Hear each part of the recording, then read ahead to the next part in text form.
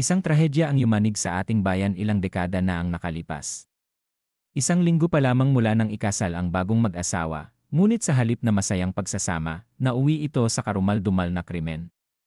Ayon sa kwento, natagpuan ng asawang babae na wala ng buhay sa kanilang bahay. May mga palatandaan ng matinding pananakit sa kanyang katawan, at ayon sa investigasyon, ang mismong asawa niya ang may kagagawan.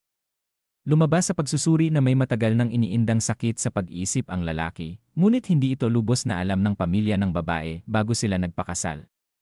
Ayon sa mga kapitbahay, napansin nilang madalas magkulong ang lalaki at umiiyak sa gabi matapos ang kasal.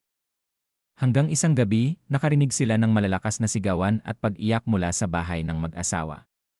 Nang sumilip sila kinabukasan, natagpuan nila ang babae na wala ng buhay, habang ang lalaki ay nakaupo sa sulok, tila walang ideya sa kanyang nagawa. Ang pangyayaring ito ay nagdulot ng matinding lungkot at takot sa komunidad.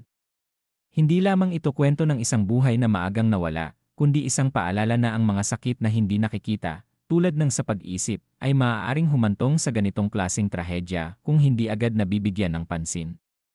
Sana'y magsilbing aral ito sa atin na alamin at intindihin ang kalagayan ng bawat isa, lalo na sa mga malalapit sa atin.